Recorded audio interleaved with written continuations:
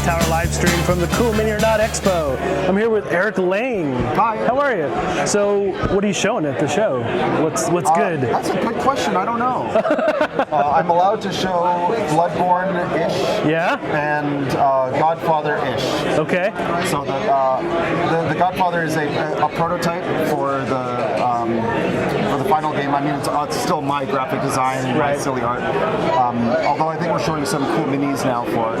Nice. And Bloodborne, we're showing everything that we're allowed to show that's been approved. So the gameplay and all that stuff, but we're being careful with the graphics and stuff that hasn't been approved yet. Cool. So what about Godfather? Godfather is really, I mean, I'm really excited about it. I've been working on this game for 9 months, I think. Yeah. More than that. It's the big box Godfather game you pretty much expect from me. Okay. Right? It's 60, Awesome. 60, 90 minutes, 2 to 5 players, lots and lots of tactics, lots of strategy. Tom played it. Yeah. And I think we crushed him in fact. Nice. I got third place. I wasn't even playing and I crushed him. Nice. Good. It's so I'm actually going to do a presentation about it later. Oh, good. It's got all the stuff that almost what you expect, right? It has worker placement in it, Okay. But it's also got murder, and illegal goods, Nice. and laundering money, and tons and tons of player interaction. Yeah. It's a little mean, but it's not. Right, But it's not horribly mean, right? Like you'll be gunning each other down in the streets and stuff, but you're not going to stop each other from playing the game for it. You're out for the turn. You'll get some more thugs later. That's awesome. So what are some of the screw your neighbor mechanics that you can do? Well, so generally the stuff that screws other people screws everybody. That's Good. Generally the type of stuff I like to do. But I mean, if you've seen the movie, a lot of stuff that's in the movies in there. You can order drive-by shootings. You can explode car bombs. Right. You can mess with each other's suitcases, which is where you keep your money. There are neutral characters like the mayor and the union boss and the police chief that you can move the police car around and push on. All right. Oh, So let's give a quick rundown of Godfather. okay. Since we don't know. We gotta stop talking about Tom now, right? Oh yeah, no Tom. So Godfather, give us a quick rundown again. Yeah, sure, no problem. So Godfather is, I'm calling it thug placement with with murder and intrigue. Nice. So it's a big box experience with 2 to 5 players where you guys are playing. It takes place with the Godfather 1 in 4 acts, and you guys are going to be controlling thugs, your Don, eventually your consigliere and your heir, and you're going to be putting thugs down and your Don to shake down businesses to get illegal goods, turn that into money, which is useless in your hand. You actually have to launder it and put it in your suitcase. Nice. And only money in your suitcase counts at the end of the game. Of course, it's a mafia game, so money is the victory. Is the victory? I like it. But not in your hand. You gotta make it flow. Yeah. So this takes place over 4 acts that escalates over time. As you're putting down thugs, you're also going to be doing like cool mafia things to each other, blowing up car bombs, throwing people in the river face down. You'll be manipulating each other's suitcases, doing extortion, doing bribery, all that neat stuff.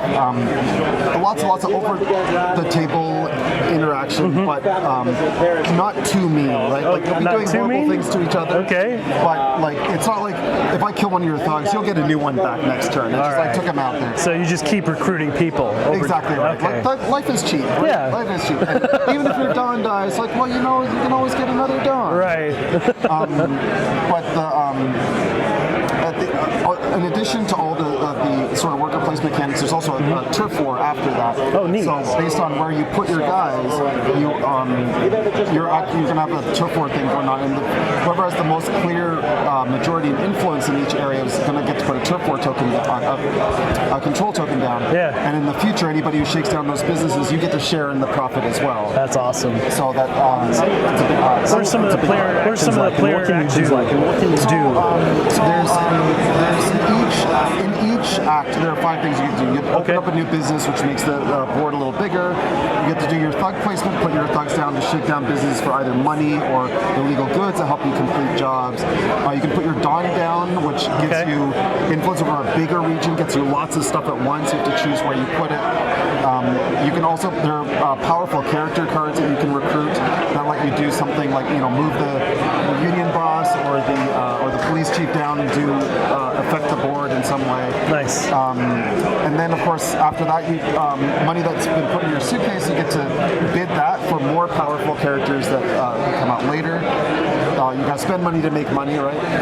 And then after that, at the end of each round, you have to all this money, illegal goods, and jobs. They're all cards in your hand. You have to balance that out and make sure that it flows in your suitcase. And at the end of every round, the Don Corleone demands a tribute, and everybody has to discard down to a maximum hand size. Okay. So if you make tons and tons of money, like I believe Tom did in the first round of our first game, nice, and don't have a good way to make it flow in your suitcase, you'll end up discarding a lot of cards. Very cool. So there's a lot of mean mechanics in the game to screw your neighbor, right? So yeah, exactly. Well, you generally screw everybody, right? Like but it's all everybody, right? You pretty much have to screw everybody. Like for example, the car bomb job, it guns down everybody in one region. You just take them all and you throw them down the river. Awesome.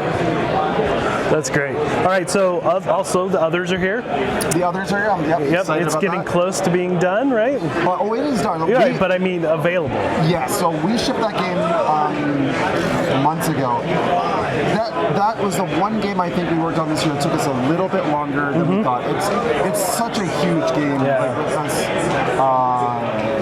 14 modular expansions that all plug and play. They're all 100% cross-compatible. Wow. So we just have to make sure that it takes a... You want to put your mic up higher. I'm sorry, I'm getting edited by Tom Bassel here. Everybody's a critic. Everybody. All these expansions being cross-compatible means we have to really, really hunker down and make sure that, like me, I love making exceptions-based games with lots of really cool different play patterns for, 7 sins, 5 different teams, a bunch of different stories. So it took a while. It took a while. I'm very excited. And we unlocked the Apocalypse box, which something that I thought we were going to do next year, but now we're doing it this year. That's awesome. I had to really put a bow on it. Yeah. So I apologize for the lateness a little bit, but it was worth it. Trust me, it's worth the wait. Cannot wait for that one. All right, so for folks at home who haven't been to the CMON Expo, let's give them a feel. What do you like about this con? So I love it's got the big con feel. I mean, you can probably see it in the background there, right? It's crowded, lots of people playing games, but it also has, because it doesn't have like tens of thousands of people, it's got a really nice intimate feel too. So the attendees here, they get to spend lots of time with the staff of CMON and one-on-one time. I love it because I actually get to spend a lot more.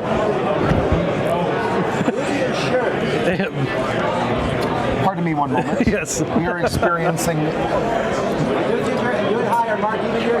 All right. We're experiencing Tom Bassel difficulties here. One moment. There's a lot of background noise over there. Right. Okay. Just put it right under. Also, people want to know where to get that shirt from. Yeah. This, my wife got this for me because I love pandas and I very famously love pandas, and she was like, "You don't have any panda shirts." You need one, yeah. So here's a so she bought me a bunch of panda shirts. Awesome. I'm gonna do this. That works. All right. So, right. So one of the things I love about this show is my favorite parts about conventions is fan interactions. I like spending time with fans. But I don't. I prefer to actually real conversations, cool game stories, lifestyle games that create really cool stories out of it. I want to hear all the cool stuff that's happened to you in your game, especially if it's stuff that I hadn't seen coming. Right. Yeah. And I love the fact that all your games are so heavily themed, and I'm a huge theme guy, so yeah, me too. I'm definitely into that. All right. Well, hey, folks, do you have any questions for us? Tom, anything? Tom Bassel, do you have any questions for us? Still waiting for the panda thing. Do you know any dates about when things are being released? Have you talked about that? I missed a little bit, but you probably when the mic went out. The others is as soon as possible. Yeah. Kickstarter backers are going to get theirs first, of course.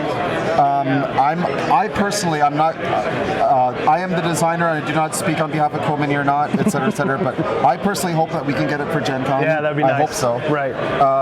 Bloodborne, I hope will also be around the same time. We might have to, ship it a little early. Yeah.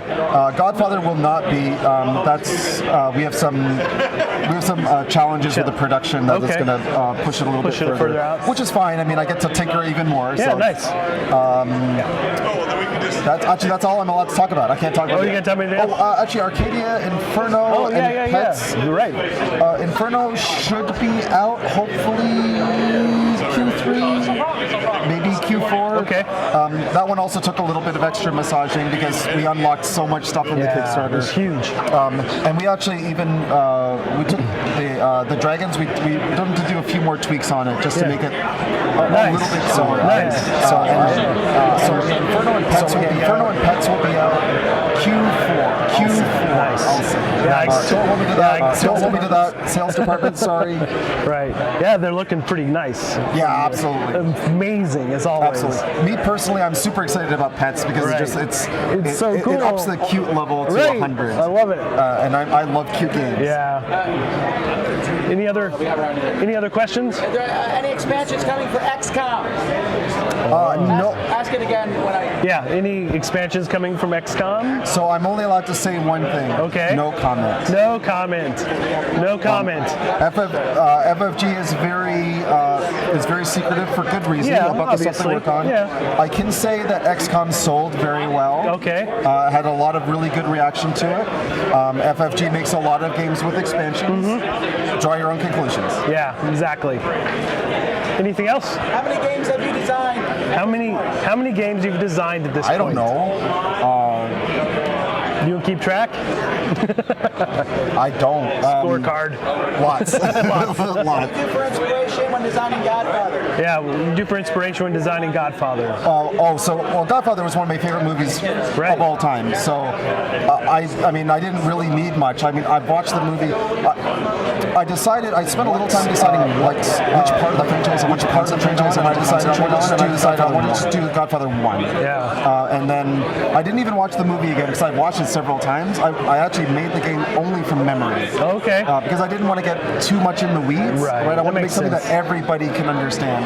And then I went and watched the movie again a bunch of times to flesh fill out in the gaps, details. But that one just flowed, right? Yeah. It's a game that I've wanted to do for a long time. That's an interesting point. Yeah. So how long have you had this game idea? Well, I didn't. Not that long.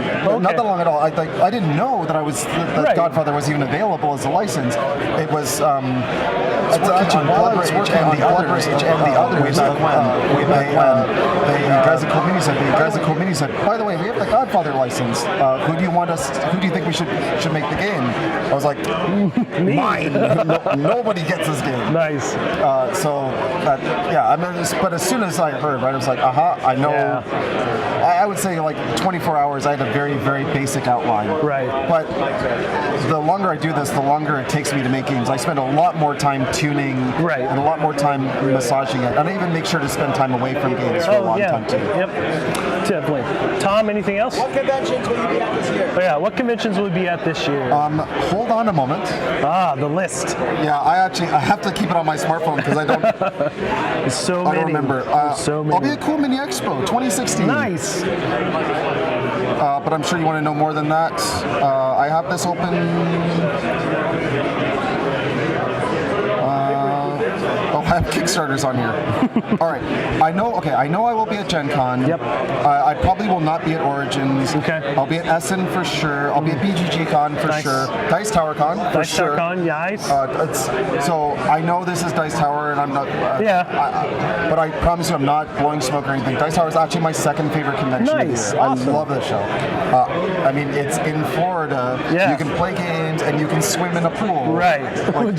That's pretty awesome. And you get to see all your industry friends in shorts and sandals. It's kind of my favorite thing. Good thing. How involved are you in the art of your games?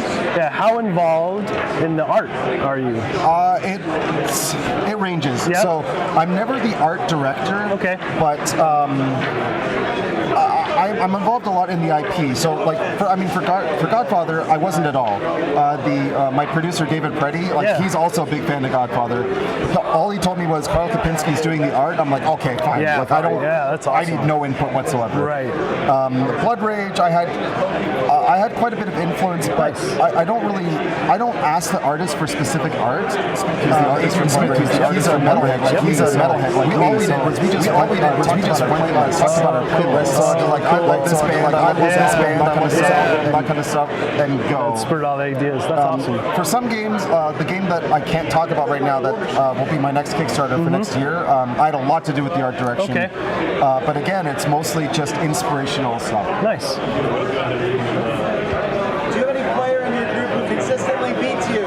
Do you have any players in your group that consistently beat you? Yeah. All of them? I don't win at my own games, especially not when I'm playtesting.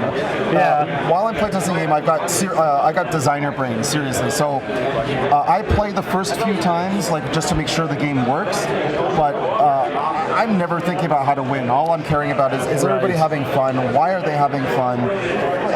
What parts of the game are flowing? What parts are not?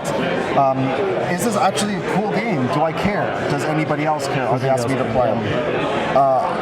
Now, once a game is published, once it's been published and out for a while, and I'm out of designer brain, I'm actually okay at it. Like I'm actually okay at Blood Rage. I hereby challenge Tom to a game of Blood Rage, and I will slice him. Nice. We're going to challenge Tom to a game of Blood Rage. Oh no. Maybe at one point. At one point, yeah, we'll see. I believe actually that we destroyed you in Dice Masters last year. Oh, that's right. So Ty, you won. Sure, I won my part. How many bosses will be in Bloodborne? Yeah. How many bosses in Bloodborne? Oh, how many bosses in Bloodborne? There are 5 main bosses, and there are 7 mini bosses. Oh, okay. And what's their interaction? So can you say what their interaction is like? The main bosses, they change the game completely. Like they have an overarching rule that changes the game, and you only fight one of them every game. And the mini bosses that you fight, they go in the enemy deck. So you fight your way through a deck of enemies and mini bosses. There'll be 3 of the 7 mini bosses in every game, and they come up with the enemy. So that's all for replay value. Yeah, nice. We'll cut it there. Okay. All right, Eric. Any last thoughts? Cool Mini or Not Expo is awesome, and I have a cold. Sorry. Thanks for joining us, Eric. Thank you. Really appreciate it, man. Bye, guys. Hey,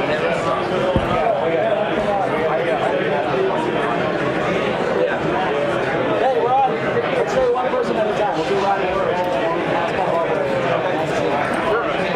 Oh my God, another Canadian. Jesus. I know. Inundated.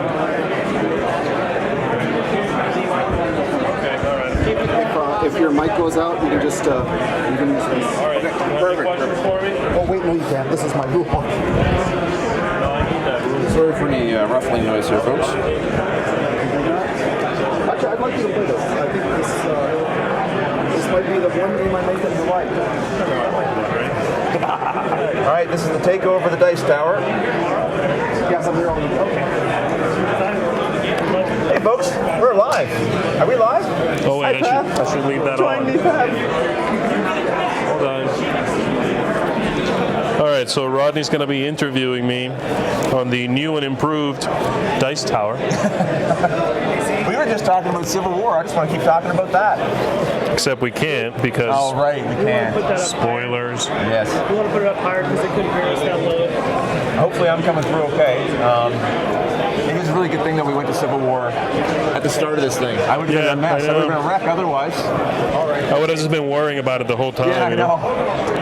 When do we finally get to go to the movie? I know. That's done. And now we're playing a bunch of games. Now we are playing a bunch of games. I've been using. I just swung by and grabbed one of these grizzled ones and stuck it on here just because I want to use this as a way to remember what I've actually played. That's exactly right. That's the only reason really I'm grabbing these because they're I'm not really. After a while, they get a little unwieldy. Yeah, it's sort of like a really weird tie, But let's run down the list here. Sure. Let's compare notes here. Let's see what we Well, got. I have Mass Mortal was one of the first. I also played Bloodborne. That's not on here. They had a prototype, a very good-looking prototype of that, and I think a lot of people are probably curious about that game. And I never played the video game. Yeah, I haven't played that either. Honestly, it's a little more gruesome than I normally look for in a game, kind of like the others. Like, I might enjoy the mechanics, but I probably wouldn't normally play it. It's a little dark, huh? Yeah, a little dark for me. But the gameplay was I thought the gameplay was interesting. I like the take that aspect of it because it's spread around. When I do something, I'm not targeting you, Z. Okay. I'm targeting anyone who played melee cards, or anyone who did this, or hitting everyone. So if you take that, but you don't like making people uncomfortable or making it feel personal, it actually does a good job of spreading that out. Okay. It's less personal. You still get the enjoyment of knocking people out and killing them. Sure. As I did to Tom a couple of times. Yeah.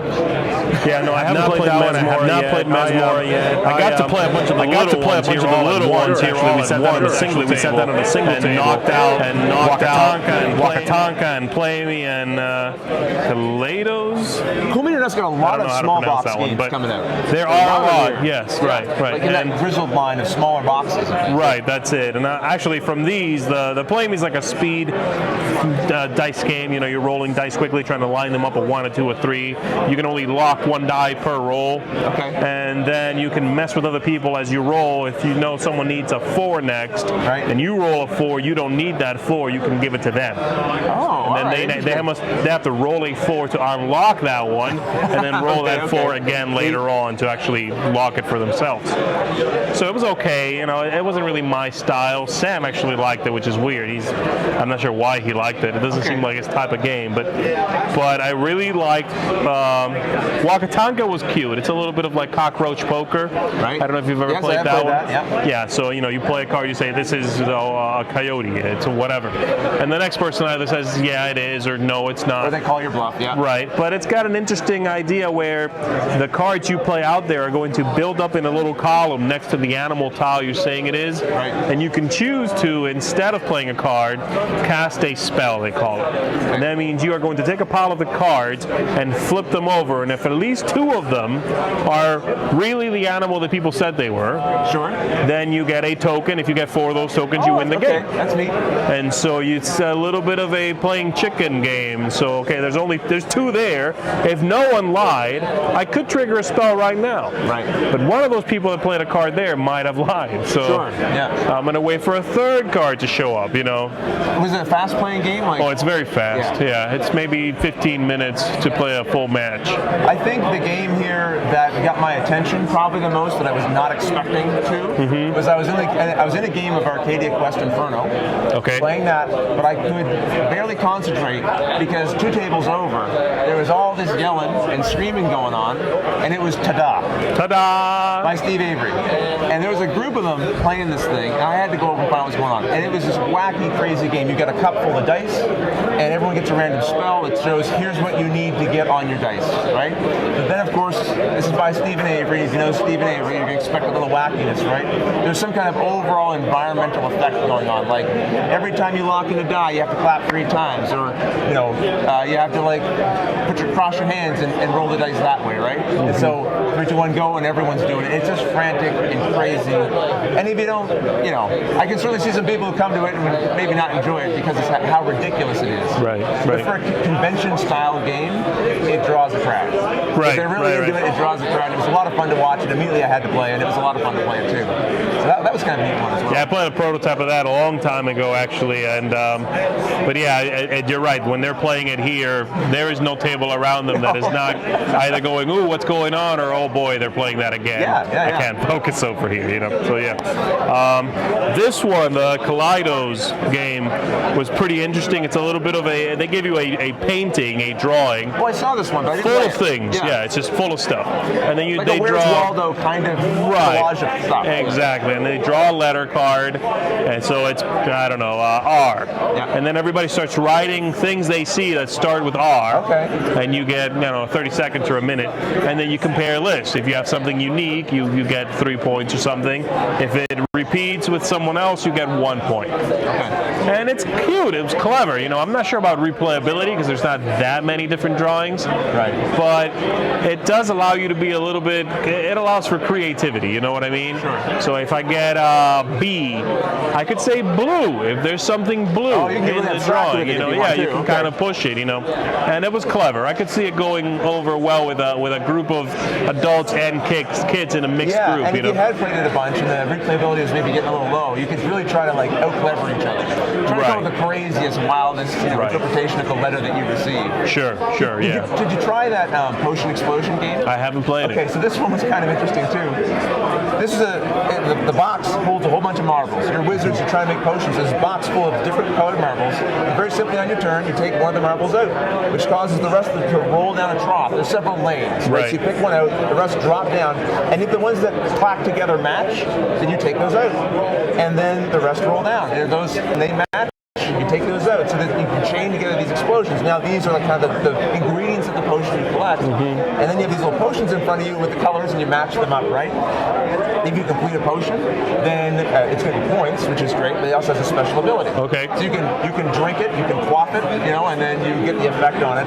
It was so tactile. I think that was one of the things that was neat, very interesting. You know, it's like those app games that you play. That's exactly what I'm Right. thinking of. I'm thinking of those like gems, line up some gems in a row type of things. Yeah. It taps right into that sort of visceral experience of, and what's kind of neat is some of the balls are hidden up in the top part, so you might even surprise yourself, I got something I wasn't even expecting. Oh, really? Wow. So and the nice thing is this tray contraption or whatever, it was really well constructed. It's like a cardboard thing you put together, and it goes all together right back in the box for easy storage. It was neat. And it was a thinky little game. It had kind of this fun, cutesy element, but there was also a certain amount of like, which one do I want to take from, and am I setting someone else up afterwards? But it went along pretty quickly. Yeah, that was a neat one. That's cool. That's cool. Tom, you got any questions for us? Oh, Tom's in a thrill crowd. Huh? Who has most bragging rights so far? I just did a prototype playthrough of the Godfather, and I was this close, but the snake who's about to come in here after me, he stole money from me and stole the victory from me. But bragging rights wise, I played Looters, which was a fantastic game because I wrecked Tom. That was fun. He was trying to kill all my little dudes, and it didn't happen. It's very fast playing, kind of, again, very take that style of game. That was fun. Masmora, I didn't win, but I felt like I was winning. It was good. I haven't won a lot of games, honestly. I think that's more bragging rights than me. I think mine are. I played Second Tide, which is the 2.0 of Rum and Bones. Oh right, yeah, that looked interesting. Yeah. And the faction in there is like a sea creatures mutated to be sort of anthropomorphic animals. And I was playing one of the ones I had is a critter called Ishmael. All right. And it's a beluga whale. Beluga whale that has like the big head like the beluga whale, but he's huge. He's this is the character you're playing as. Yeah. Okay. And he's just this big, massive guy, and so we were role playing, and Sam had a shark, and the shark was talking like this, and my beluga whale was kind of slow but really big. We didn't quite know who the MVP of the game was, but I'm thinking it was my whale. That's a win.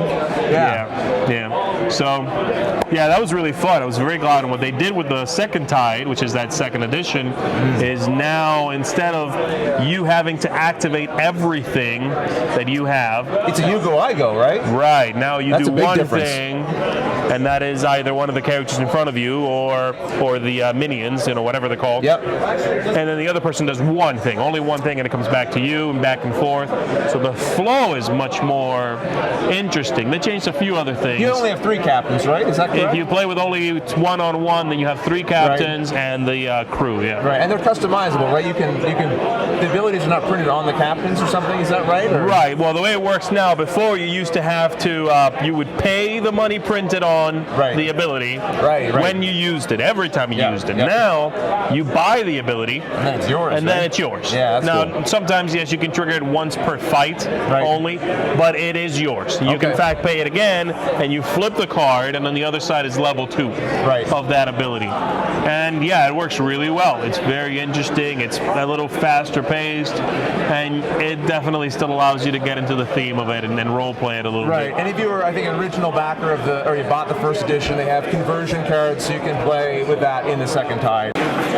Anyway, so the game lets you have these gems in Creo that you can spend the gems to show the card you're going to play to your neighbor, for example. Right. Or you can spend 2 gems and offer them a card, and they give you 1 back. Face down. They don't know what it Yeah, is. right. Okay. So you're attempting to basically line up your actions so that they make sense. Yeah. And it's sort of like a puzzle co-op game, really small one. All right. And it's clever and cute. I'm definitely worried about replayability. Right. I'm not sure it's going to be replayable. Grizzled expansion I really like. Yeah, I also have that on here. I don't have it on here. Oh, right, because I finished early, so I didn't allow myself to take a tag, but I played it mostly through. The expansion definitely allows you to play a version of it you're more likely to win. Like you can adjust the difficulty level a little more carefully. Right. So because the original is very difficult. It is. It's tough. It's super tough. It's one of the crowning achievements of that game is that when you win it, you feel like you really accomplished something. Yes. Right? So with the orders, it does allow you to potentially if you're teaching people the first time, you want to give them a sense of how to win and how to play, then that's kind of nice. But you can ramp the difficulty up there as well. Right. Yeah, some very interesting changes to that actually. I like that it makes the whole game a little more thematic because it's really not that thematic. Right. It's a card game with this war theme and cool illustrations and everything, but it's a puzzly card game. It gives the leader some interesting choices as well because instead of saying, okay, we're going to draw 3 cards this turn, you're drawing these 2 missions that will tell you how many the team is going to have to draw, and it usually has some kind of effect. And it gives you a little bit of flavor. You're like, okay, we're going on a mission. This is what we're doing. Right. We're getting shelled very heavily going into this mission, or we have this restriction or whatever. Sometimes they have a benefit, a bonus. Sure. But now you're having to draw more cards out to everyone. I thought that was neat too. Yeah. And it's a cleaner option also. It's like you get this mission or this mission. Yeah. You can take a look at 2 missions. You go, this is the hard one. We could do the hard one now. Get it over with. Or we're going to have to face it later, maybe. Yeah. So I like that a lot. Well, and that was again a fun cooperative game, and I haven't played a lot of those here at this event. But speaking of cooperative, I have my partner here from Watch It Played as well. That's right. Pep, should I send him in here? Yeah, let's get say hello. Unless we have some questions for Rodney specifically. Before I go. We got to send these guys off to lunch at some point today. I know Tom, any questions? Working hard over there. He's trying to make sure everything's working. He's sweating profusely. Furrowed brow. I'm going to say no, and we're going to let you go. All right, Pep, come on in. Let's get that mic off of you. Yep. Tagged in. And Don't worry about this. Yeah, you don't use it. I don't want it. Yeah, we're just going to do this. There's your mic. We'll just be both down here like this. Hey, Pap. Hey. How you doing? Oh, pretty good. How are you doing? I'm good. All right, that's over. Oh, are we actually live right now? We are live right now. Oh. Hello. So, Pep, have you been collecting these as well? Yeah, I got a good couple. Let's see what you got there. Okay. Ta-da. Zmora. Cool. Now, let me ask you, had you played The Unusual Suspect before? No, I played it here for the first time. I played like 9 games of it. Yeah, it's like popcorn or chips. You can't play once, I'm pretty sure. Yeah, especially in a sitting. You experience it and then you're like, well, we got to play again. Do that again, right? Yeah. Right. Yeah, I've enjoyed it for a long time. I got to play it when it first came out. We got it from Essen. What I'm curious about is if they added new faces. I haven't actually sat down and looked at it. I don't know, but there's a lot. I think they added some new artwork, like some new faces now. Yeah, there's like 72 characters or something. I think that's more. I think that's more than there were. You think it's more? Yeah, I think so. Yeah, and that's cool because number. that's the thing. That's the only thing that game needs, really. Yeah, more. And yeah, make an expansion, just another stack of faces. That's it, really. Yeah.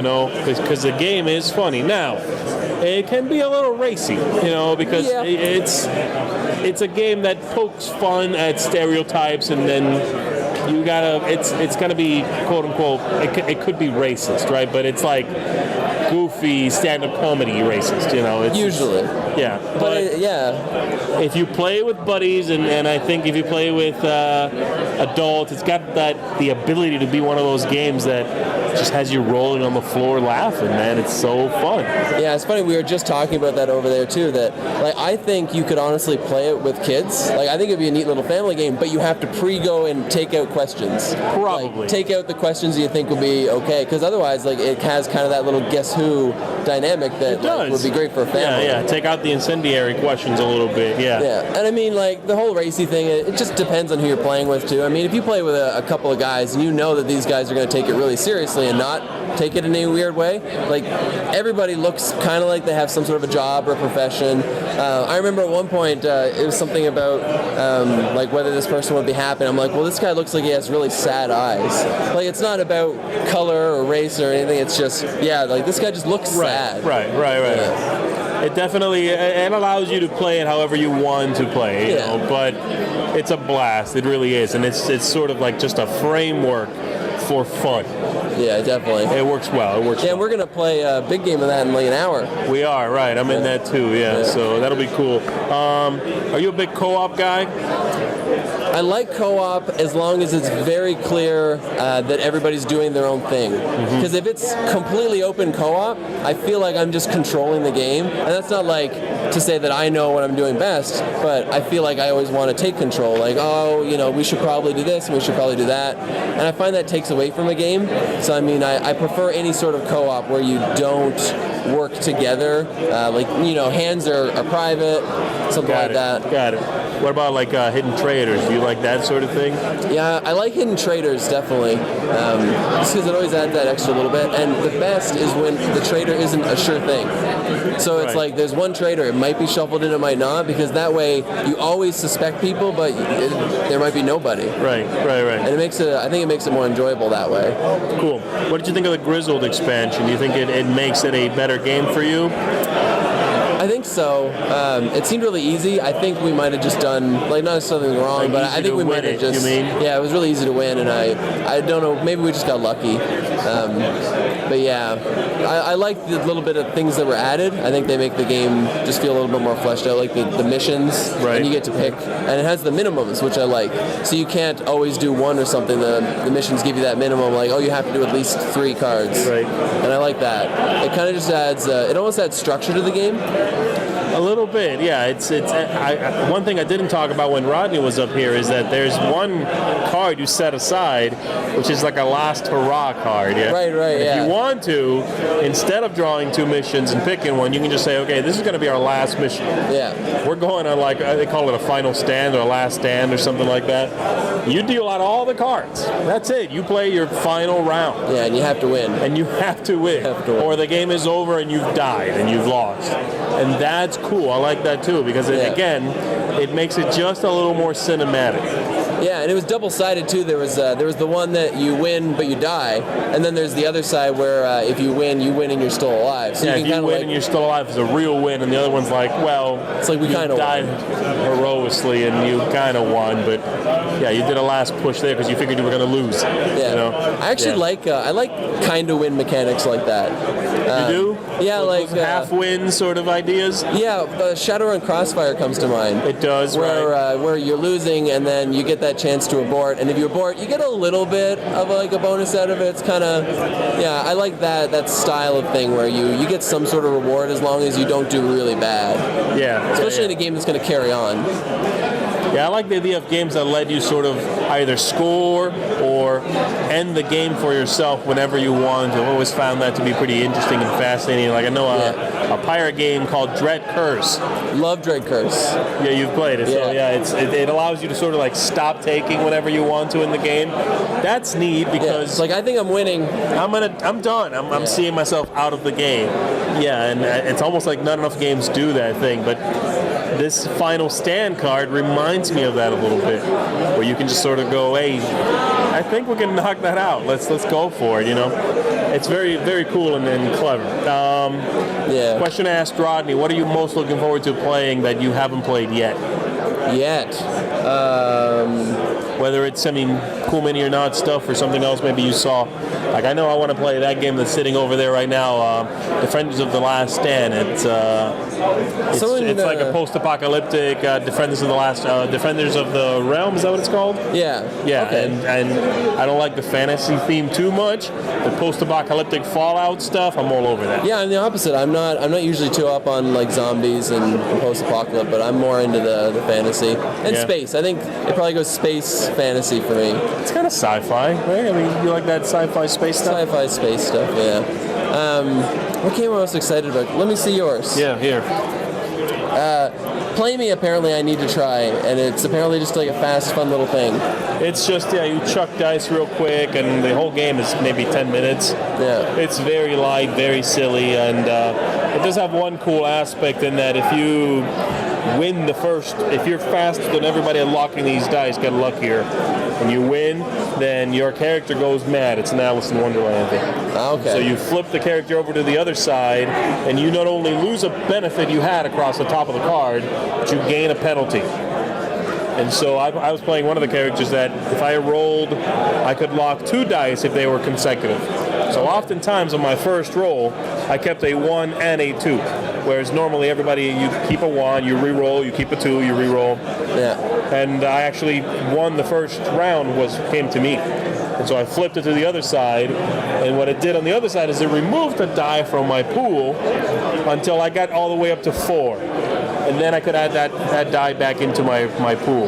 Yeah, it's neat. And it's just really silly, very quick, but it works, and if you enjoy speed games, if you enjoy the chaos of quickly rolling and messing with each other and all of that, then I think you might enjoy it. Yeah, we had a heyday playing Tada for that reason, because you're just rolling dice and you have to put things on one at a time. You have to do things every time. Right. Which ones did you get? What goofy things did you end up getting? My favorite was Jamie. When you finish a card, some of them have effects. So one of his, he had to play with his head resting on the table. And then the feet came out that made it so we also had to keep our hands together. So he had to play that entire round with his head stuck to the table and his hands together. And it was so great. Just watching him try to do it. There's the T-Rex one where you have to play with your hands like this. And then there's one where you have to clap 3 times every time. Yeah. It's silly. It's very, very silly. But it makes me think of that Happy Salmon game that just came out also, which is that was from who put that out? The guys that put out Wits and Wages put that out. I always forget the company's name. Anyway, it's a similar thing where it's super silly, but if they're playing that in any room of any size, you're aware that they're playing it. It's loud, it's frantic, it's chaotic, they will draw attention. Yeah, I recently got to try, I think I got everything I want to try because I got to do Godfather this morning. Yeah. And I got to do Bloodborne when I first got here. Cool. Did you like Godfather? Yeah, we didn't finish. I ended up winning, but we didn't finish the How did you full end up round. winning if you didn't finish? Well, we just counted our points at that point. But as we all know, Very convenient. that doesn't really mean anything. Halfway through a game or 3/4 of the way through the game, the points are never going to be what they're going to be at the end. Sure. And it wasn't by a lot. It went by 2 points, but I enjoyed the idea of it. Yeah, the art was unfinished. It was like a demo, a demo copy. But yeah, I remember when I played, it felt to me like a slightly Euroer Blood Rage, maybe. Yeah, it's weird. I like the stages. Definitely feel like Blood Rage, right? Yeah, ramping up effect. A little bit, and it's funny people keep bringing that up. That it's kind of like Blood Rage, and I don't see it. I sort of do, but so much from Blood Rage isn't there that it's hard for me to make the connection. But I guess, you're measuring how much you have in a place against other people, and there's so much that's different, though. I don't know. Cool. Now let me ask you a little something about Rodney. I think Rodney's not here anymore, so we're going to get to talking about him. I was just curious. I've seen you on the videos that he's been doing and you've been doing now. What's it like working with him? He's very friendly. Well, we know that. He's super friendly. That's. You don't have to tell us that. We know Rodney's one of the friendliest guys in the entire industry. That's a given. But no, it's honestly just a load of fun. We're just ridiculously silly working together, and the first time we worked together was on live shows and stuff, and so you have so much opportunity to be silly, and I just have the worst humor, just stupid puns all the time and everything, and so and he just cracks up so easily. So I don't know, probably about 50% of the time we spend recording is just having fun and laughing at things, and we have so many running gags that we just do personally. We don't they might end up in bloopers sometime, but we just do them anyway. Anytime we have to segue into something, and it's speaking of which, and then we do the box motion, New Salem, because witches, New Salem, and it's ridiculous, but we just do it all the time. But yeah, so it's just a load of fun. And of course it's serious when we do the actual instructionals, but same thing, every mistake you make just turns into this long running joke, so Well, from what I've heard, his method of getting those takes, which are, like you're saying, very serious but very professional, very clean, is he doesn't script it out. He doesn't have a prompt or anything. He just will do takes and takes and takes and kind of learn the bit and perfect it over many takes. Yeah. Is that a style that works for you as well? Yeah, it's what I have to do as well with it. And luckily, I was in theater when I was younger, so I mean, I'm used to memorizing things, so it's not too bad. But and I do the scripts for the instructionals that I do. Right. So it's easy, you know. When you write it, you can kind of memorize it a little bit easier and get a chance to run through it ahead of time. So you like doing it like that? That's your preferred method? Yeah, and it's good. Usually, what'll end up happening is I'll do it, like I'll do the script, and then I'll make my final copy. They'll send it off to him, and he'll kind of do like a look over, make sure everything's fine. He'll send it back to me, and then I'll redo the weird wording that he added in and like put it back into my own words. Gotcha. Because he has his own way of talking. Right. And whenever he does the script, he ends up putting it into his way of talking, and so I got to kind of switch it back on the fly. Just for simplicity, that's a good idea. Because it's like I'd never say that way. Like, no, that's cool. That's cool. Yeah, no, you guys do a great job. Great videos. It's great work, and thanks. There's just something about watching you guys that is very soothing and relaxing. You know what I mean? We gotta go to lunch. Oh yeah, you do, guys. All right, so we're gonna let you go with that. A few compliments, and we're gonna let you get out of here. Yeah, it was nice talking to you. Yeah, man, you too. Thanks for watching. Speaking of which. All right, yeah. Thanks, guys. Good talking to you. Sam, get in here. What? All right, what are we doing, Tom? What's happening now? What? Let's get these things out of here. We're not going to use these anymore, right? No, we're not. Not for now.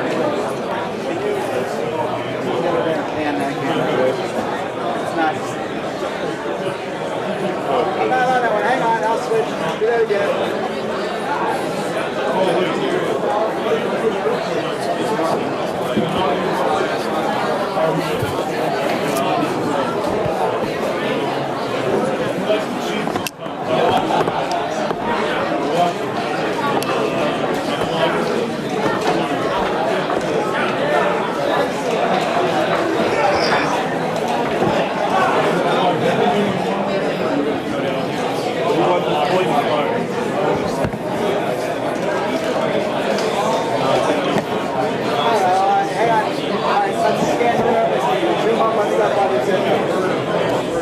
Hey, be on the lookout for Bobby Stickle. He said he would come over at some point. He was over here, but then he left. I don't know why. My goodness. Hey there. Hi.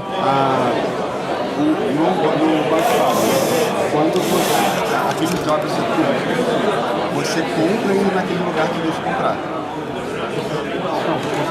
Se cumprir, você acabou. Mas você compra um secreto para você. Ah, é um secreto. Aqueles lá são públicos e só cumpriu, tá bom, jogou.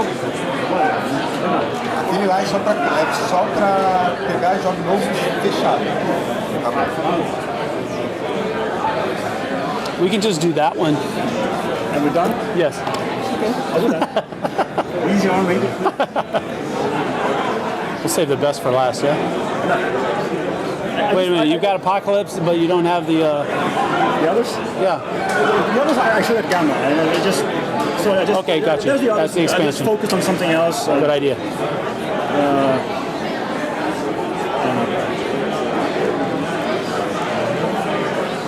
All right, so. Are we starting now? Huh? Are we starting right now? Yeah, we can start pretty much whenever you're ready. Let me just grab some water. Okay.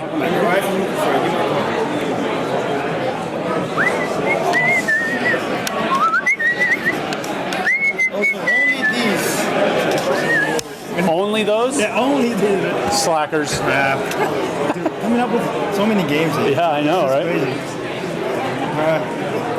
What'd you like the most so far? What's that? What'd you like the most so far? Of that I played? Let's see. Probably Second Tide is my favorite. I already liked the original, but I like all the changes that Second Tide brings in. We worked with Michael a lot in Brazil to make sure that it was more dynamic. Like we didn't like the whole seven-step structure for the turn. It was kind of long. Right. And we made sure that we wanted to be more dynamic. Right. We were kind of looking at more ways to make it more involved. Yeah, that's we're pretty cool. happy with it. Yeah. But I mean, everything else that I've played is not really my cup of tea. I did enjoy Play Me probably the most. I like the dice rolling aspect of it. Usually I don't like speed, but that one's so light, I'm okay with it. Did the Jabberwocky come out? No, it did not. It did not? Almost. Z1 right before it did. I see. So I was looking at Wrath of Kings a little bit earlier. That looks pretty cool. Yep. Didn't actually demo it. I just was watching somebody else get demoed. And the Grizzled expansion is really good. Yeah. Really enjoyed that. Cool, right? Yeah. Were you able to stop them? All right, so we've got this. We're having to go away from these because they're malfunctioning for some reason. So just I'm going to hold this here, but I'm going to try to keep it still. Okay. So you'll have clearance this way, but try not to bang too hard on the table. Right. Yeah, I know. You ready? So it's us now, huh? So we can go now? Yes, we can. All right, hey everybody. Welcome back to our coverage from Cool Mini or Not Expo in Atlanta. And I'm here with Thiago, and he's going to run us through a gamut of games that are being released and expansions this year. Am I right? Yeah, this is all this year.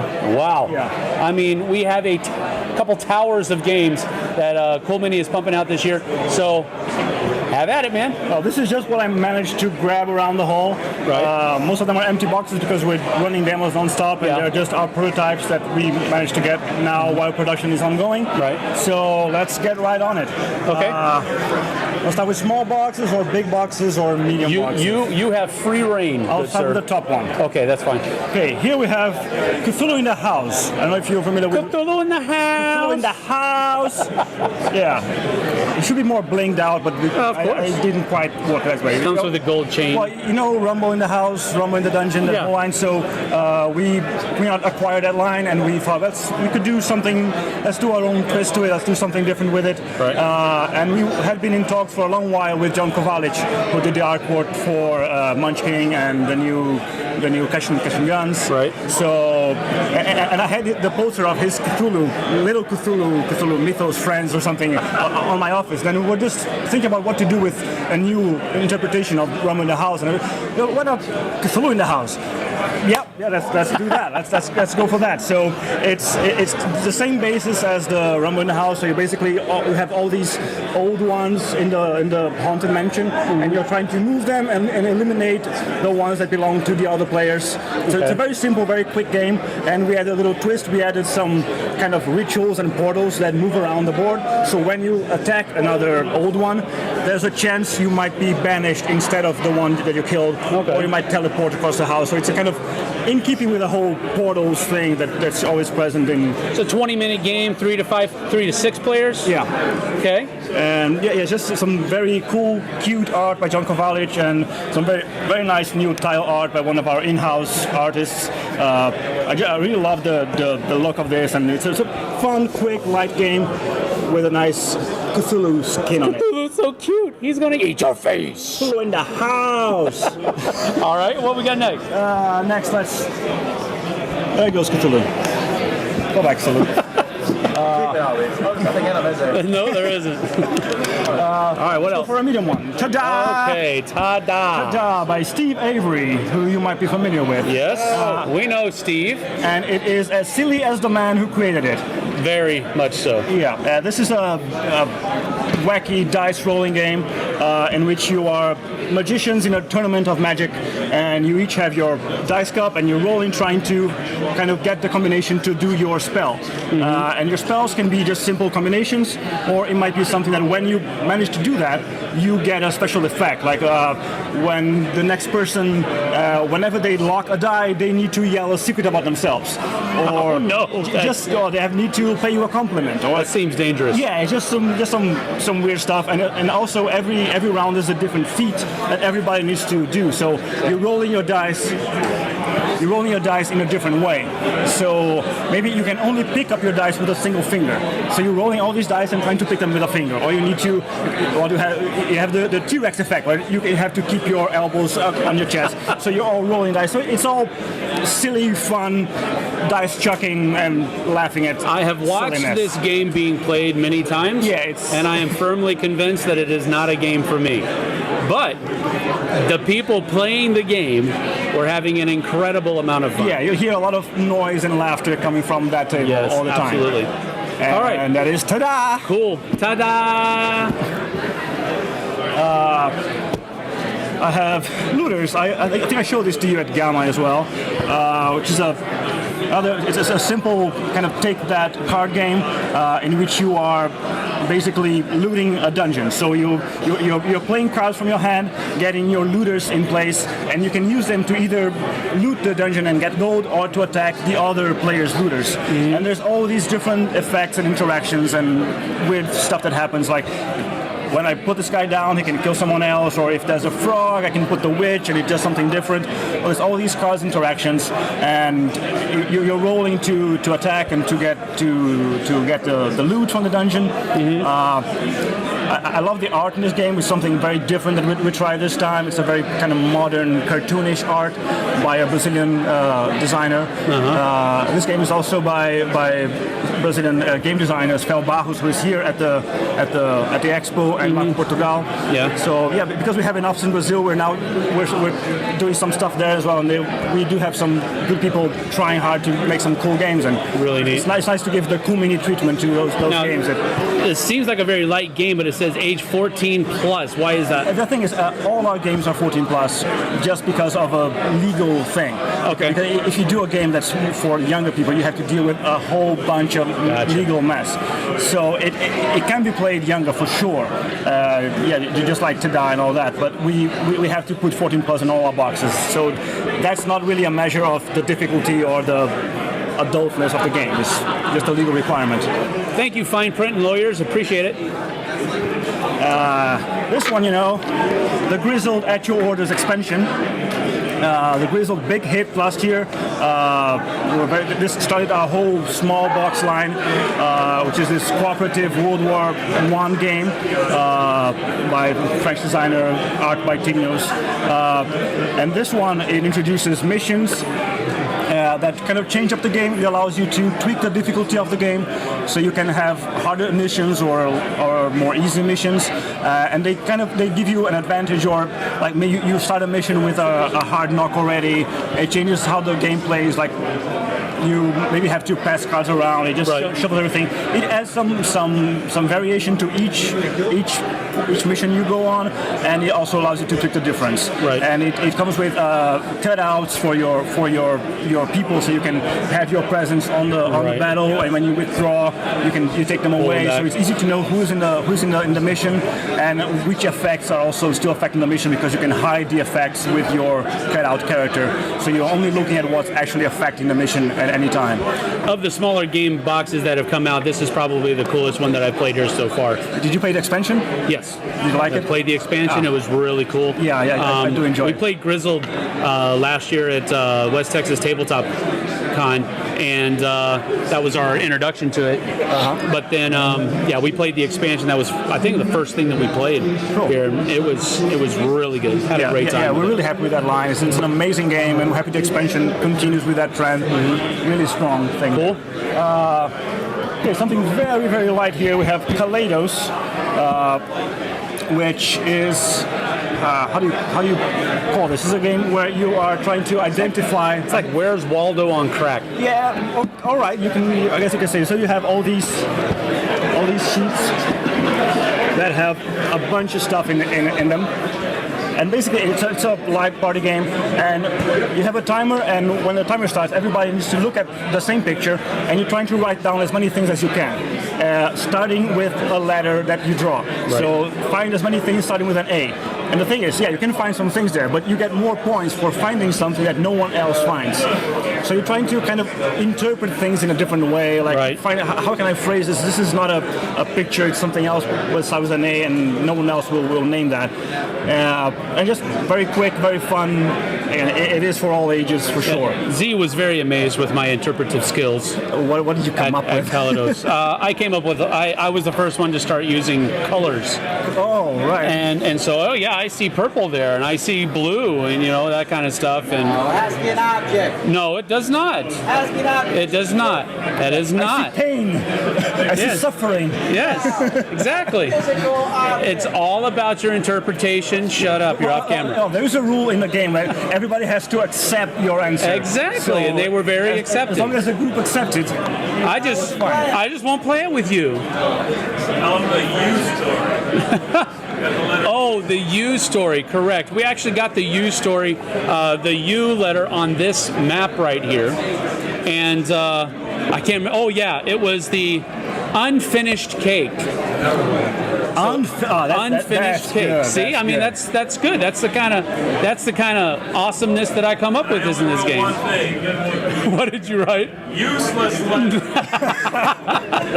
Useless letter. Okay. Useless letter was the only thing he could come up with you. He didn't even find umbrella, which is clearly there. I didn't see it, he says.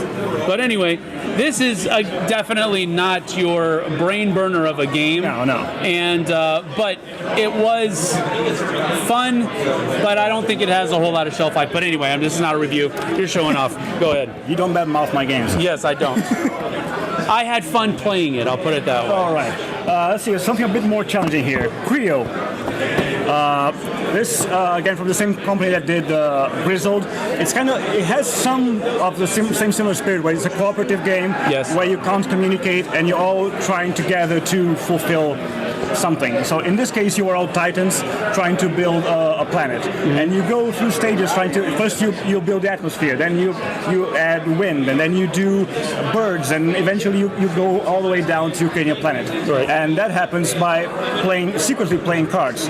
And these cards need to be played in the right order. So you need to kind of understand what everybody is going to play, so you don't waste cards, you don't waste turns. Right. And you can do that. You can spend some energy to do some very limited communication by showing one card, exchanging one card, getting something from the discard pile.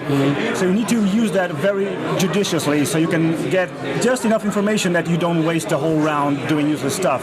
And just play, because if I play one like an atmosphere, someone needs to play one water, and someone needs to play one wind, and then we built this. Right.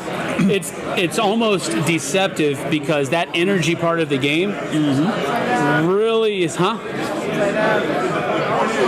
knew that. My fault. The energy part of that game is kind of the core. Yeah. Because you really have to tell people what you have, what you're planning to play, so you're not wasting a whole lot of cards. If you just go blind, it's just sheer luck. You don't ever know what's going to happen. Right. And it took us one game to figure that out. Yeah. The second game went a lot better. We still missed one rule, but there's a lot of good stuff to this. A lot of good stuff to it. I like that restrictive system of communication. Right. You can talk like normal, that's not, but as far as game information is concerned, you're restricted on what you can and cannot say. Yeah, exactly. And it is a very challenging game. It's hard to get all the way to the end. So it's really about how far you can go on that tree. So you're not always going to get to the end. Correct. Because if you miss a couple of elements, you're doomed. So you need to find some way to get that back and all that. Right. So it is very challenging. But I think it's a very nice art, a very different feel to it. It's very ethereal. So yes. I really, the artwork is phenomenal. That's one of the things that everybody in the game that said was they really liked the art. It has some striking colors to the card. Yes. It's very, very different take on it. Very much so. Very quick filler, about 30 minutes. So cool. Yeah, but not an easy game. Let's see. Come on, choose something here. Wakatanka.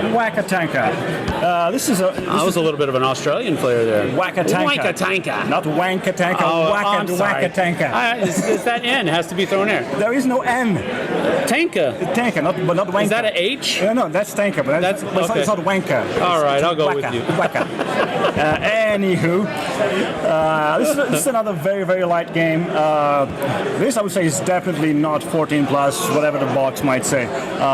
Because it's a light bluffing game where you're all Indians trying to summon your shaman animal. But the thing is, so you have all these animals and you have your cards, and you always have to play a card in a specific animal. So maybe if it's the cheetah, no, not a cheetah, what the hell, a bear. As a bear, I think this I'm playing. I see the bear, and I play the card saying that's a bear card. I can choose among 2 different ones every round, but. People that might not be a bear. It might be some other animal. It might even be a mouse, because the mouse, there is no mouse to be summoned there. Right. But then the other players can call me on that, or they can let it go. And it's all about trying to figure out, because it's not really about always just calling me on my bluff, but I can also, if I know you're bluffing, I can eventually call. I think this deck here has a lot of bluffs or not. I can cast a spell based on that. So you're reading the table, you're seeing how much they're bluffing, and you're trying to call them out or use that information in different ways. So, and the first one to get all their cards out wins the game. You can also cast spells on places where you know there are at least 2 of the correct ones. Yeah, because if you know that you played real cards there, you know that or you think that person must not be bluffing here, otherwise I would have called it. Because you either call the bluff when they're lying, or you kind of, okay, I think this is true, so I'll mark that, use that as a spell later on. Correct. So you use that information in different ways. Yeah. I love the artwork in this game. There's very clean striking cards. Yeah, very, very good artwork. I really enjoyed it as well. Yeah. A little light for my tastes. Yeah, it's a very but still, it was not a bad game at all. Yeah, I'm saying this is more towards kids and all that. It's not an adult's game. But so that was Wacka Tanka. That's better. All right, what's next? Masks. All right, masks. This is, I don't know how to describe this. You have basically a Renaissance ball going on, and you're trying to exert your influence on that. And it's all about you each control one house, and you have all these, it's a dance going on. So it's about placing the people in the right place, getting the right connections to get what you want. Okay. So you have all these figures, tiles on the board, right. And you have the cards from your house and the other houses. So you can choose where you place all these figures from your house and the other houses, trying to get them to be adjacent to the things you want to get. Okay. But because you draft the cards first, so you might have control over one of the most powerful people of the other houses. So you need to decide how you play that, so they don't get what they need to get. You can play one house against the other. You can hire some NPCs to kill someone or switch places. So it's all about the placement at the end, how you manage to have everything set up. It's hard to explain without showing it. I hope. Right. Yeah, this doesn't show us the setup. It has a little bit of these cards. The setup tells a lot, because you have all these tiles one next to the other, like a banquet thing. Right. And however you end up placing everything determines on what you get. Okay. So it's a lot of intrigue, a lot of backstabbing, and trying to just get your guys in the right place while preventing everybody from doing the same thing. Cool. I have not yet played this one, but it looks cool. You should play it. I think you'll enjoy it. It's a thinker. You need to really consider all the options. There's a lot of ways you can handle the same situation. Okay, cool. All right, that's masks. Okay, let's get done with all the small games. Stuff, yeah. And this is Play Me. Play Me, which is based on Alice in Wonderland universe, and it's another fast dice rolling game. So basically you're each playing one character in the Alice story, like the caterpillar and the cat and the Mad Hatter. Right. And each one of them has a special power. And what you're doing is rolling dice, and you're just trying to do a sequence from 1 to 6. Very simple. Each of you has 2 abilities, one normal ability and one mad ability. Once you're in the normal, it's something positive, like I can start with a 1, or it's easier for me to do more stuff, so it's quicker. Once so you're rolling dice trying to get that sequence, the first one to do it wins that round. Then if I win, I go to the mad side, and the mad side has some negative ability. It's harder for me to complete. So it's a catch-up mechanic.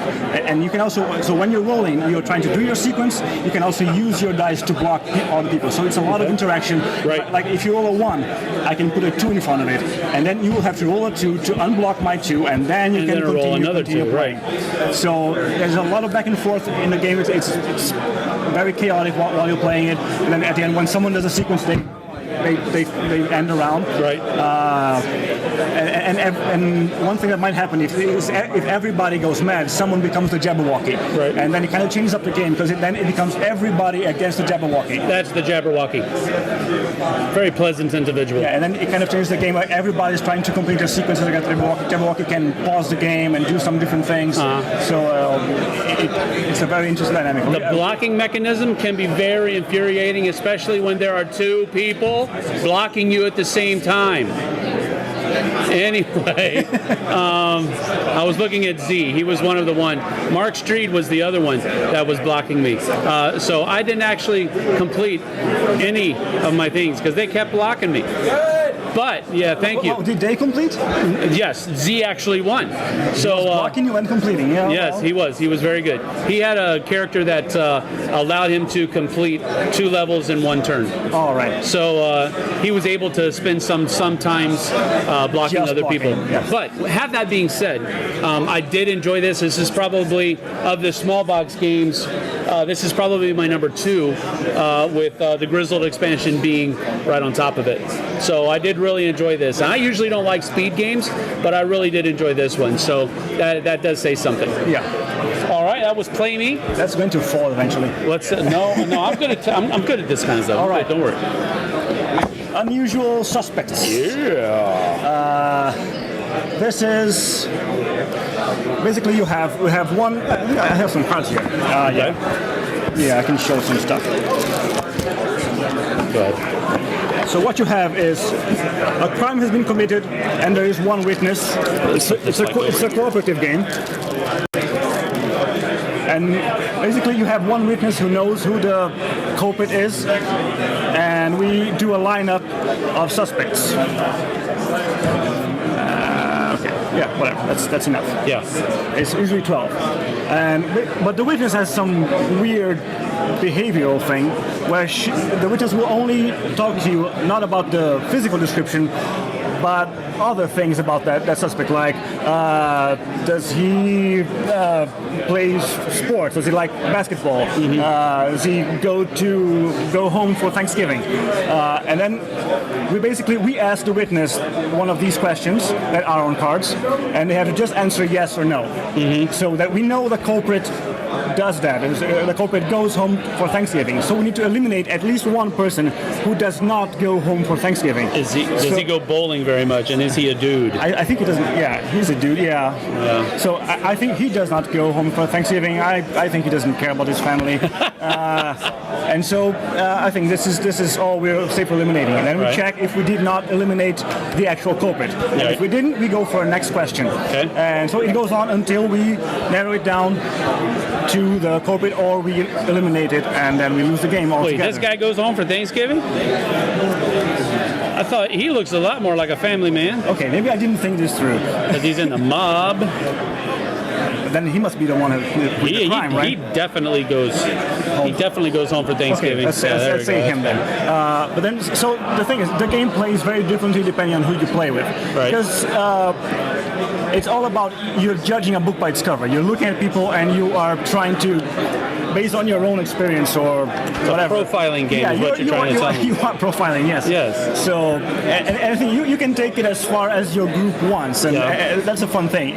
The game itself is not really going anywhere. It's just putting it out there, and I've seen people playing this game in very varied ways. Yeah. But they're always having a good time. I think this is one of our biggest hits at Expo. Everybody's having a great time doing this. Yeah. It's non-stop, table full.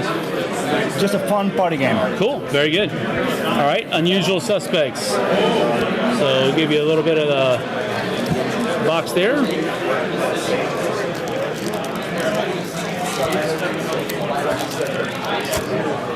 Alrighty. Next. Yeah. And by the way, Ocean Explosion. one interesting thing is everything I've shown here so far including this, is all straight to retail. So because Kumini is very well known for all our Kickstarters, but this is all retail stuff that we're doing. None of this has been Kickstarted. None of this has been Kickstarted, no, and will not be Kickstarted. And this is it. This is the game. Cool. Get the game, have fun. This one is also a big hit here. Potion Explosion. It's basically like a Candy Crush or one of those connect the trying to get 3 or 4 in a row, that type of stuff. Yeah, exactly. So because I wish I was able to steal the tray here. Yeah. Because maybe on the back. You have it there? Yeah, there we go. Yeah, you can see something. So you have this tray with lots of marbles, and you're trying to complete potions. So each potion requires like 2 black, 1 blue, 1 yellow, and what you do is these things slide down the tray. So when I pick up this red, it will cause these 3 yellow to connect. And I'm allowed to take out of the tray all the balls that connect. So if I take out this red, these yellows will connect, I get all the yellows. And then these 2 black will connect, I get those as well. Oh, wow. So it's all about reading the tray and trying to maximize your marble intake. Right. But based on what you need from your potion. So if I need if I don't need all these yellows, there's no point in doing all these things. Right. And when you complete a potion, it also gives you a special effect, special power. So you can use that to gain advantage, grab something for free, do all kinds of different things, and in the end you're trying to do set collections of potions. It looks amazing on the table. Everybody's having a lot of fun with that one. It's a very different take on the whole board game thing because it's bringing something that you wouldn't imagine you would do as a board game, and does it, and it works quite well. And you get 80 marbles in this thing. A lot of marbles. That's going to be a heavy box, right? Yeah, well, yeah. I mean, that's empty because... Yeah, but yeah, it is. Yeah, it's hefty. Fairly? It's hefty. Okay, cool. That seems like a really cool idea. I like little... It's kind of gimmicky, but that's functional gimmicky, and that's kind of stuff that I like. Yeah, the thing is, it's not there just for show. It's right. This is the mechanic of this. This is how the game works. Right. Because if you just take 1 marble at a time, you're not going to win a game. Correct. And the one thing I found out, sometimes you may have marbles inside the tray here that you don't even see. Right. And you can play to that as well. Once I would pick this one, hoping that would be a black here, and it showed up, and everything just exploded in one amazing turn. So cool. But there are some, and you're always looking at the combinations, hoping someone else does not see it, so you get that. Yeah. So everybody's always trying to find the best things to do on that tray. That's cool. All right. Really. So that's Potion Explosion. Check that out. All right, what's next? And now we have some Kickstarter stuff that's starting to come on and will come on later on. So I just wanted to show off a few things that backers will get, and we'll go to stores soon enough. Okay. So first off, we have... Thank you. Excuse me, sir. Thank you. We have Arcadia Quest Dragons, and this is the Frost Dragon. The box is a bit bigger than it will be in the end. As you see, it's all... Yeah, this is just a prototype box. Yeah, it does not look all that good. So the Frost Dragon is something that we came up with for our latest Kickstarter, and it's a whole different thing for Arcadia Quest because it's not part of the normal campaign. It's an end game for any campaign. You can tack that on at the end of a campaign. Oh, okay. So you take a campaign up to level 6, up to level 5, and then this is level 6. So it allows you, it gives you a whole new deck of equipment. And basically... he is the master box opener, by the way. We found that out at Gamma. No, you guys just are not very good at it. So this is the Frost Dragon himself. Look at this guy. Huh? Oh, that's amazing. I know, right? Look at that. So there's some very simple assembly required, and that's all. And here you have the Frost Dragon. Oh my goodness. And as separate boxes, we'll also have the... Careful with the mic, I gotta put it down so I can... This guy's too big for one hand. Look at that. There will also be the Chaos Dragon.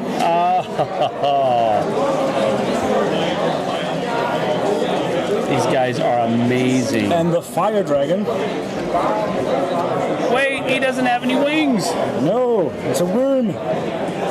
It's a worm. And for our backers, we did one just for the Kickstarter, which is the Poison Dragon. It's a nasty old green.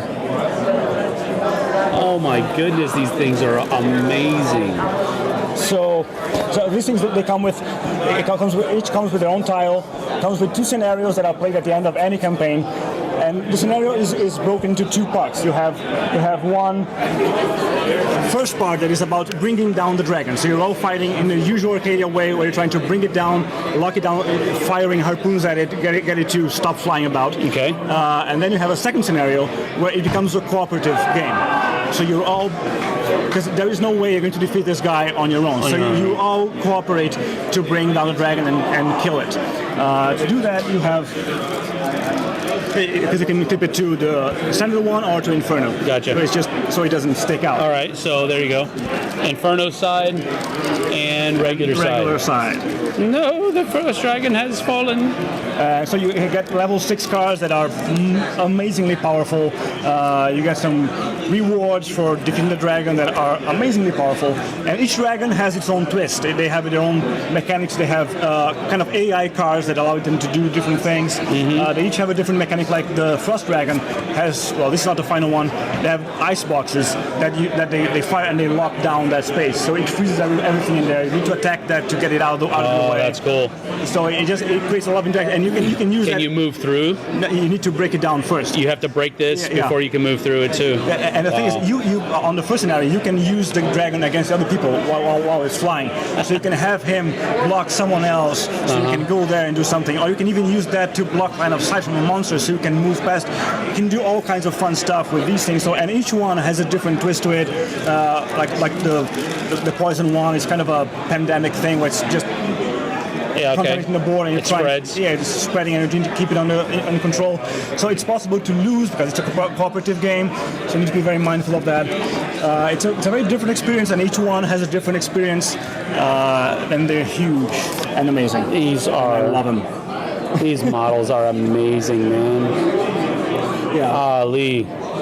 Yeah, and this is something I posted an update on a Kickstarter the day before yesterday, because the thing is, we went back several times to the design of this thing because we wanted it to be very, very special. Right. We had one version when we did the Kickstarter, and when it came time to lock it down, we just said, no, we need to work more on this.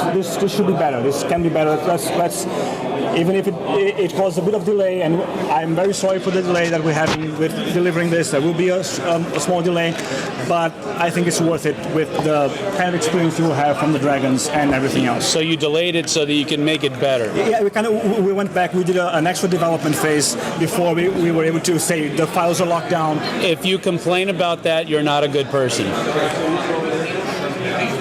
I agree. Please don't complain because I'm the one leading the Kickstarter.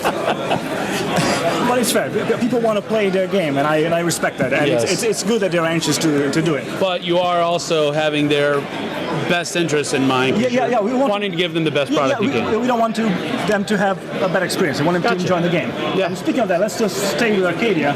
Okay. This is a fun experience for everybody. This is Arcadia Quest Pets. Okay. And this is an expansion for any season of Arcadia. You can use the core box or Inferno. And basically this adds this whole new mechanic, which is the pets. So it has its own little campaign there with its own monsters. But the real twist here is the pets. I think I have some pets here. I think I have the promos. Yeah, I have the promos. It's something. Okay. So these adorable little critters. Okay, I think I like this one. Wow, look how... This is CMON. Have Serby. I love Serby. Next to the dragon. That's not even a snack for a dragon. I think it fits in its mouth, doesn't it? It fits in its mouth. Nom nom nom. Yeah, barely. Not quite. The frog. The frog is good eating. Yeah. The frog is good eating, Z. See? It's a French dragon. And Cerebus is so cute. Yeah. So basically each guild starts with one pet, and it's not really. It's kind of a semi-hero. The pets don't attack. They don't fulfill quests or anything like that. But every time you activate a hero, you can move your pet before or after up to 3 spaces. And the pets don't occupy a space, and they can move right through enemies. They're kind of ignored. And so basically they are movable auras. So each pet will have a different effect. Maybe I want this pet to be close to my hero who's doing something because it will defend that hero. Or it will prevent people from attacking him. Right. It will take some toll on attackers or allow them to move more.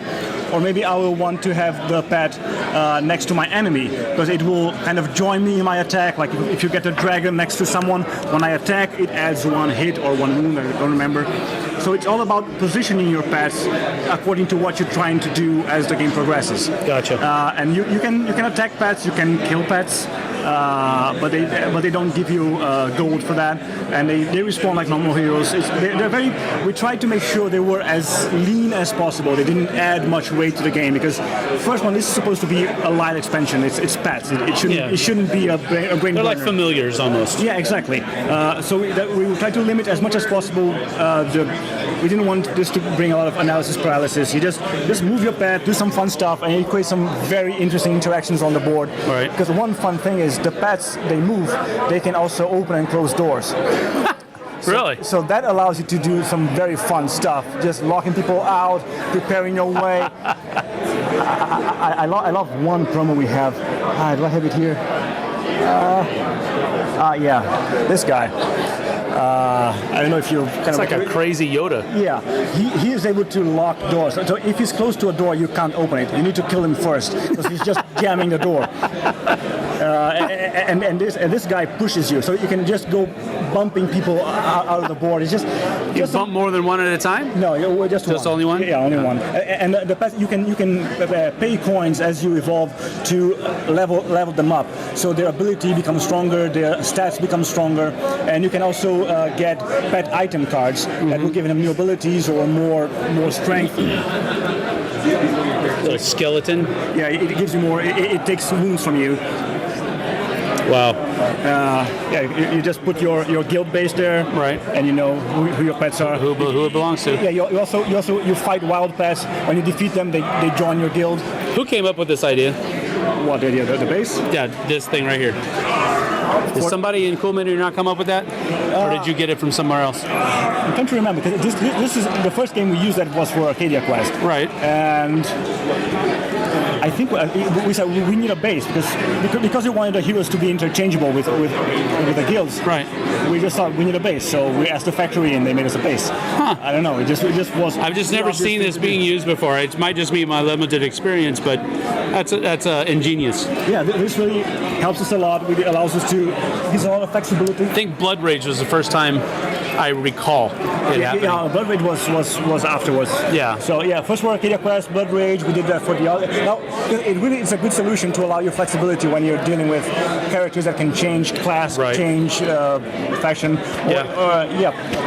Just very cool. Just a solution. All right, so anyway, that's Arcadia Quest Pets. It's very cool. Master box opener, go for it. Try it. All right, thank you, sir. I've shown you the others before. Yeah. But here I have the expansion. The box is not that big. This is bigger than it's supposed to be. It's going to be an expansion box, which is smaller in every way. But this is kind of the final chapter of the others. So you can play the others all the way through, and then you have this kind of crazy mayhem thing, which is Apocalypse. I need to explain. He looks like such a nice fellow. Yeah, he's such a nice fellow. Going from pets to it's kind of a shock, isn't it? Let's increase the shock with the miniatures. Oh my goodness! So we have it's Apocalypse. So we have the four horsemen. So we have death, and we have war. Oh my! All right, I'm going to put this down again. Okay, I'll hold it. And we have pestilence. And we have famine. Oh my. These guys, oops. Get on the front. Yeah, these are very, very twisted. Amazing. And awesome. And finally we have Apocalypse itself. Look at him. I mean, definitely a guy you want to have over for dinner, right? Yeah, and this is a figure I would advise people to handle carefully. Because tell the story, man. You got to tell the story. I threw that to someone here, to a voluntary here, and he tried to hold it, but it knocked against his finger, and it punctured his finger and made him bleed.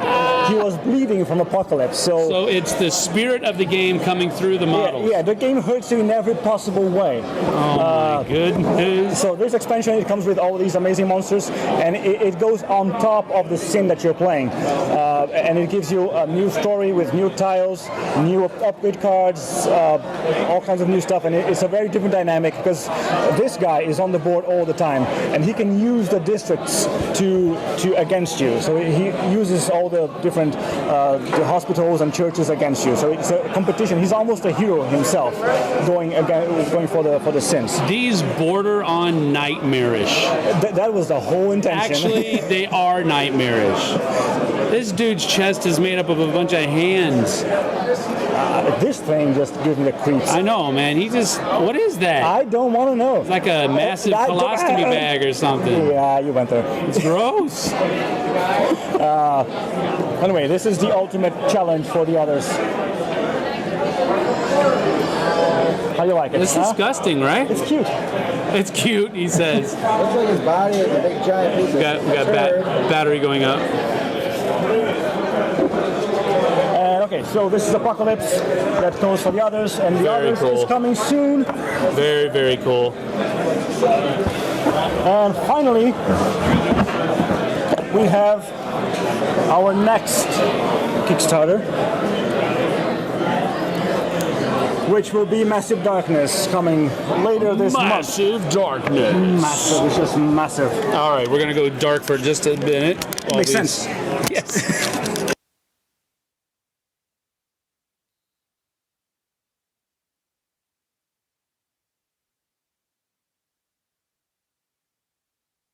All right, so massive darkness. We're good, yeah. Okay, we're not dark anymore. Okay, so this is by Guillotine Games, the same team that they made Zombicide. Yep. But this is it has some ideas, some of the core, but it's a very, very different game. It's a dungeon crawl RPG style game. No. Oh. Can't turn it over. Sorry, it's a different game. Just the front. So basically, you are heroes going down a dungeon, going against the forces of darkness, and so it. Similar to Zombicide, it kind of creates an evolution on each session because it is a campaign game. You do several quests in sequence, and as you do quests, as you kill things, you gain XP, you get new skills. There's a whole skill tree for your class, so there are classes and skill trees, and each hero has their own abilities. But the very neat thing is, as you go through the campaign, you buy more and more skills and all that, so you get more and more powerful. But on each scenario, there's also an evolution because each scenario goes from level 1 to 5, and that unlocks each of your skills. Let me show you here. I do have something here. That's fine. This is a very rough thing, but this is the general idea. The thing is, this is your skill tree. It looks daunting. It is not. But the idea is. No, I'm sorry. You're trying to. The idea is as you evolve in that quest, the game goes from one level to the next. So it unlocks whatever you have bought on those levels.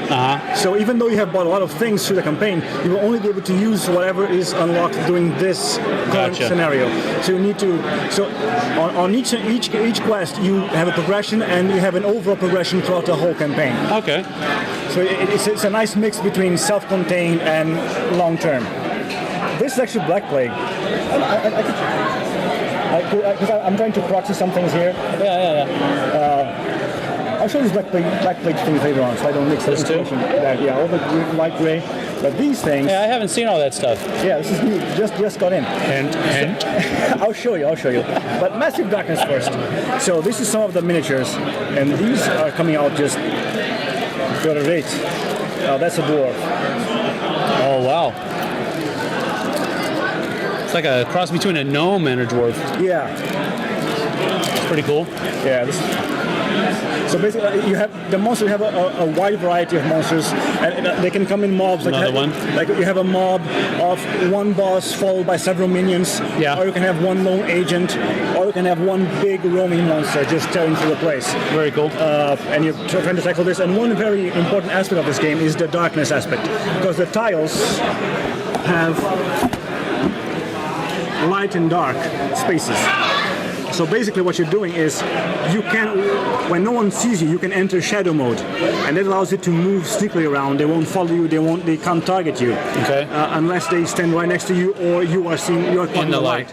So it's all about trying to time. So when they're here, if I'm attacked here, they lose defense because I'm in the shadows. They can't see me. Right. It's all about trying to. It's not really straight up confrontation.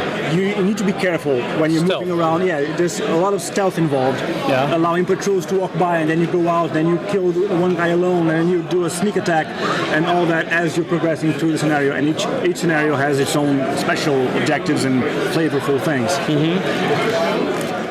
Some goblin archers here. We have a goblin shaman and a goblin archer. Wow. I wish I had one of the big guys.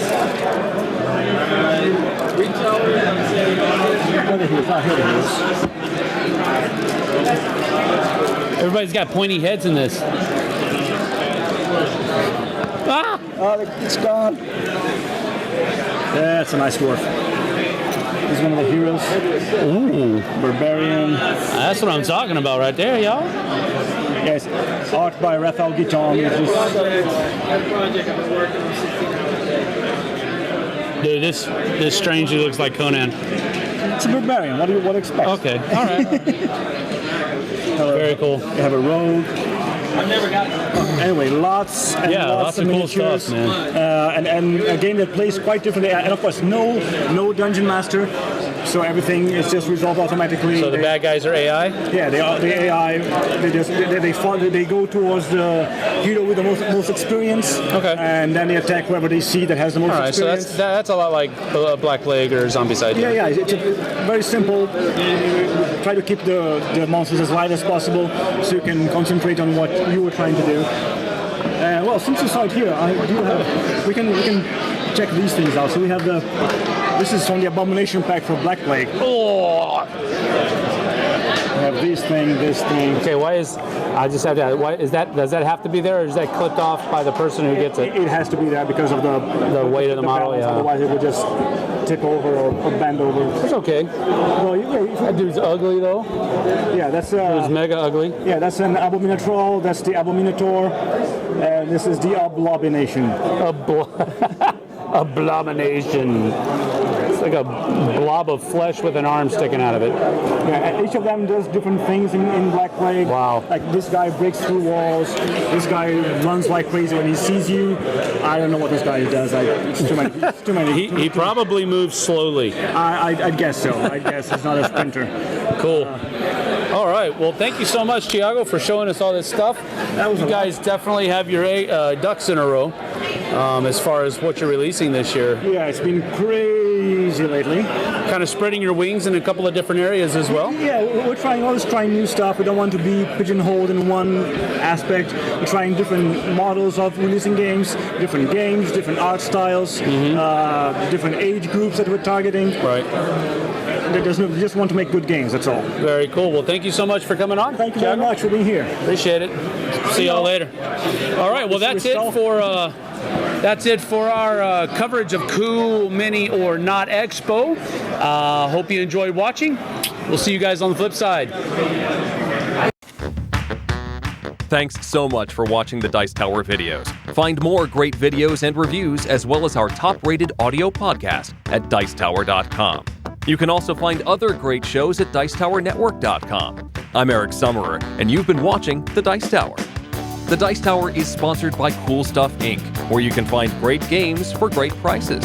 Cool stuff in stock. Check them out at CoolStuffInc.com.